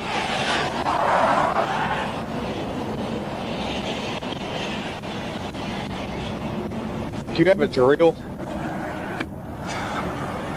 He doesn't know what's in there. It's the bill of lading, half of the lettering's blocked off. It's all it says is a wooden crate. That's all it says. 1,200 pounds. I just the whole deal is I don't want somebody to. You're just a driver. I don't speak English very well. Yeah, I just don't want somebody to put something illegal in there and have you drive it. Okay, I just don't want that to happen. Even if you don't know about it, I just don't want you to take something illegal and you not know about it. You know what I'm saying? So it's just weird. You see this bill of lading, all of it's kind of halfway. Yeah, that too. Yeah. Really weird. This is a problem, I think, Have you ever had that happen before? Sometimes. This is on system where there's sometimes problem. Okay. Yeah. Yes, I have sometimes. I'm not a lot. And I know what happened. What company are you taking it to in New Jersey? This is a big company. Have a lot. I don't know. They have a lot of companies in one building. Right. So what is it, like car parts? What is it? This is a warehouse. You know what I mean? And you come with your house, give you load. Okay. All right. And you never know so that nothing else about it. Okay.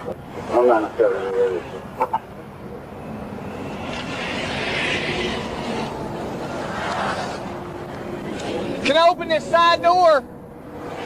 I have my dogs. Will they get out if you open the side door? Yes, yeah. Do you have a leash for them? Yes. Oh, they'll get out right there? Yeah. Well, you got screwdrivers right here. Can I use? This is the flat. This is. Can I look at them? Yeah. For sure. The flat and flat and.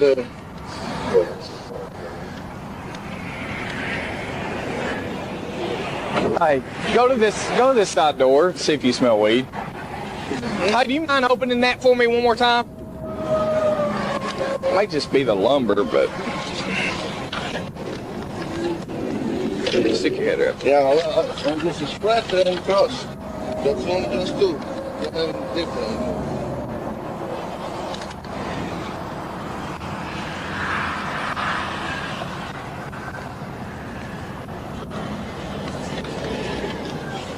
That's my personal stuff. I know I thought you did that.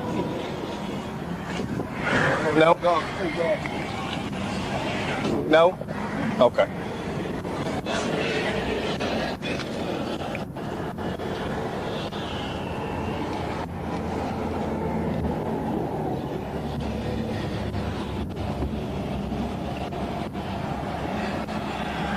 I took my tool set out.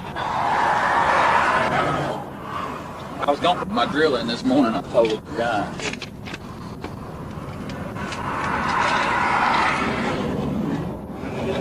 Man, I want to say it almost smells like it. I know, but I don't know if it's the lumber. It's kind of. I thought I got a whiff whenever I was up there, but I couldn't swear to. Redding, I think Redding, California. Let's see that bill.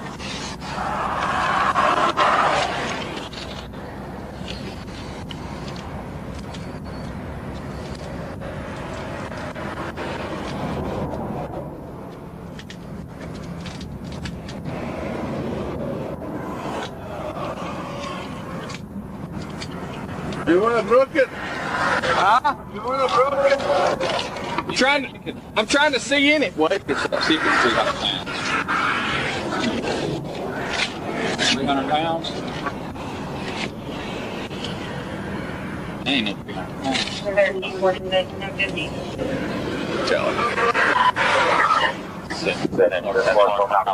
You can, I will sign saying that I broke the seal. I mean, it's not on you. I'll sign saying I did it.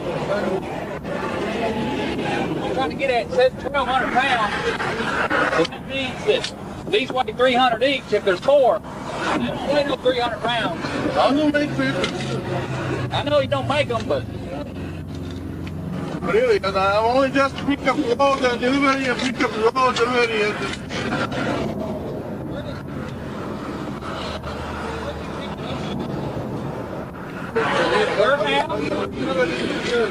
I know, but where did you pick it up at? Oh, you got that house, yeah, big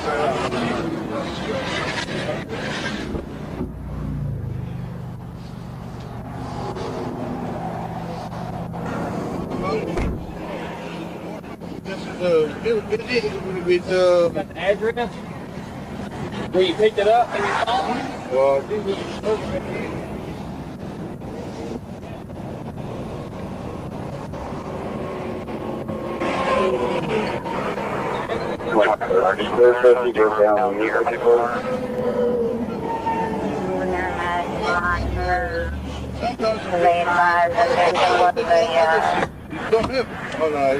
You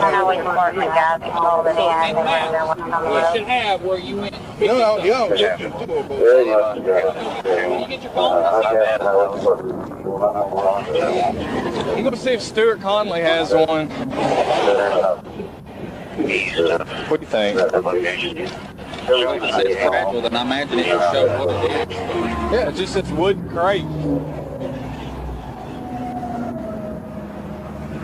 1336 Can you give me a call?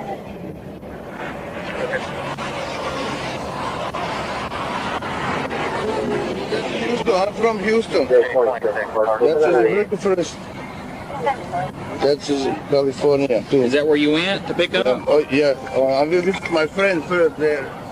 Hey, do you by any chance have a drill set in your car?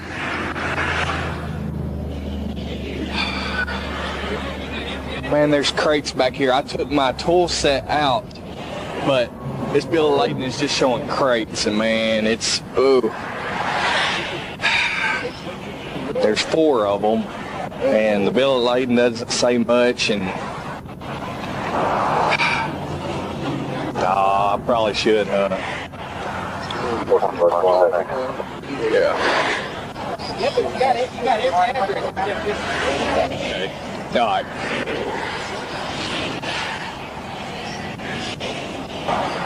Yeah. All right, I appreciate it. Man, I don't have a drill. Would you be okay if I look under that corner and I'll sign saying that I did it? Maybe I need to call company first. Okay. Huh? I don't know if you have a proof, do it that. Yeah. What? I can't hear you. If you have a proof for doing that, you do it. I don't know. You know what I mean? Show that I signed for it? U.S. police officer, you know your job.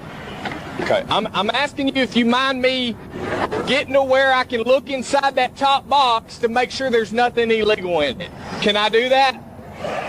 That's not my load. I know it's not your load, but you're the driver, and it's on to me. Yeah, no, I don't know. I don't ask him. I don't know about that. You know what I mean? Would you be okay with following us up to an exit and us drilling to take those those boards off?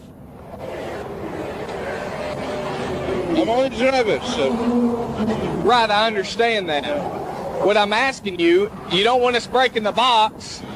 Are you okay if we go to the next exit and use a drill just to take it off, just to make sure nothing illegal, and then we'll put it right back on?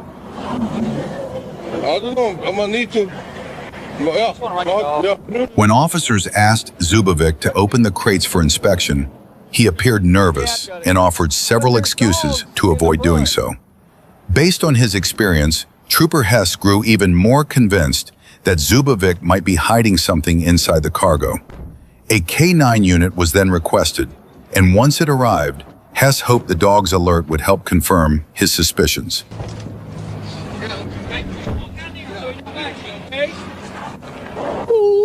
Off. Off. Off. Off. Off. Find it.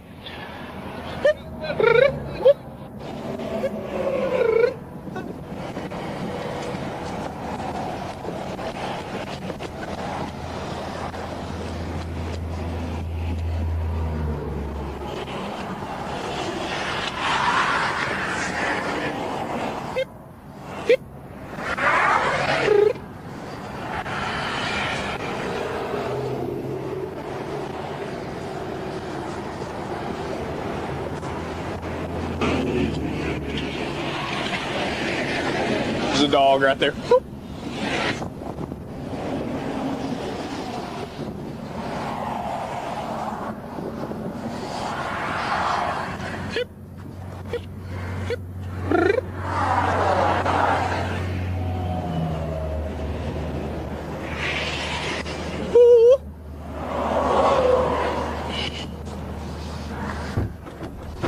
The K9 alerted to the presence of narcotics near the rear of the van.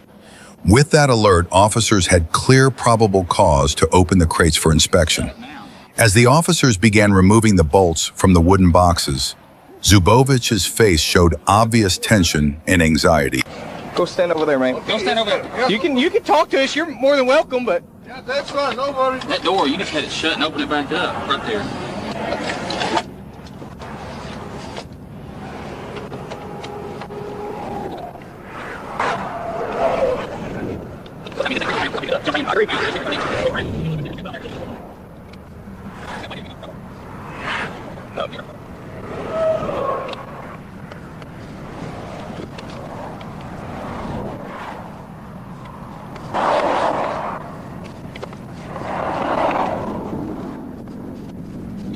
Cheerios. I smell it there.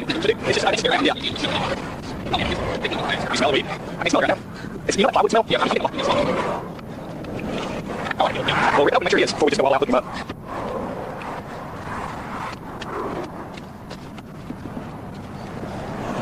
You see it? Yeah, you see it. Oh, boy, bless. That bag.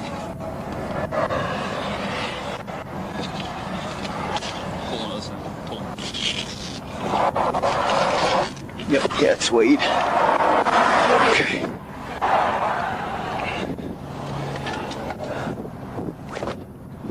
Turn around. Place both hands behind your back. Turn around. The marijuana. Huh?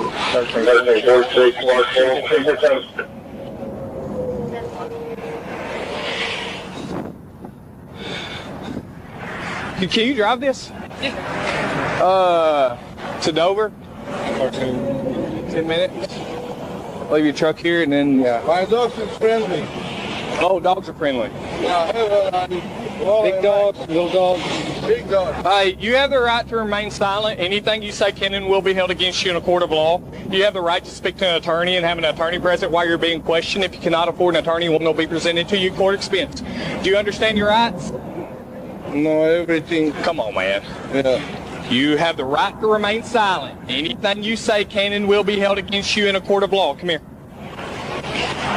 You have the right to speak to an attorney. If you cannot afford an attorney, one will be presented to you at court expense. Do you understand your rights? Court will give me a lawyer, right? Yes, if you want one. If you request a lawyer, one will be appointed to you. How I have a proof for talking? I need to call somebody. Huh? I need to call somebody for talk. We'll let you get it. We'll let you make a call. Do you understand the rights that I explained to you? If I don't have a lawyer, court will give me. Yes. Do you understand everything? All the rights I told you? Yeah. Okay. If you decide to answer questions, you can stop answering questions at any time to consult with an attorney, okay? I don't want nothing talking with my lawyer. Oh, no, lawyer, let me find a lawyer or lawyer with us. You don't want to talk to us? I don't know what I need to talk because I don't want to talk. That's not mine. Only just that. Well, that's what I'm going to ask you about. That's what I'm going to ask you about. Yeah. Are you willing to talk to me without an attorney present or no? I only just have to tell you that's not mine. Huh? Are you? It's a yes or no question. Are you willing to answer my questions without an attorney present? Only just Okay. that, yes. How do you not know there's a bunch of weed in your van? I never know for any load. Okay. Never.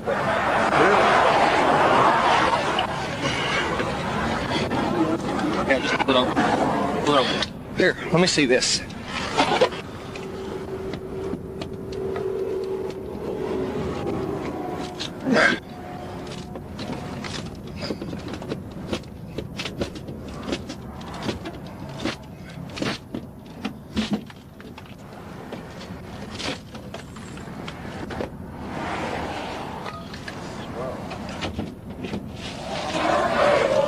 Hang on, leave it there. I'm gonna get a picture of that. Hold that like that.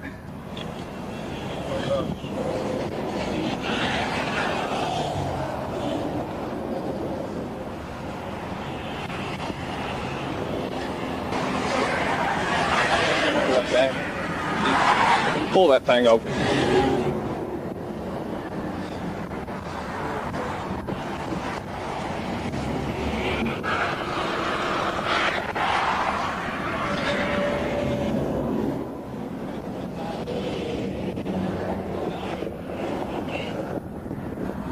Probably about 300 for the 4 bags each, probably 25 each. So 4 bags in each box?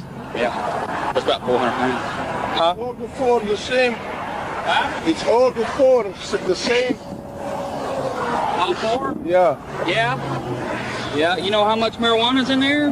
No. I'm asking the all before the same. I have the same. I think so.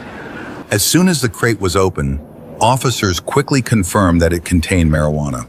Zubovic was immediately taken into custody. During the search, officers recovered a total of 514 individually packaged bundles, believed to contain roughly 514 pounds of marijuana, along with 2 additional packages suspected to contain about 2 pounds of psilocybin mushrooms. Ismar Zubovic was transported to the Pope County Detention Center and charged with 2 counts of drug trafficking, 2 counts of possession of drug paraphernalia, and careless driving related to the traffic violation. Let him follow me. With this truck. Huh? I'm gonna stay with this truck. Oh, hey, I got a marijuana load. Can we bring it up to Dover? All right, I'm on the way. Bye.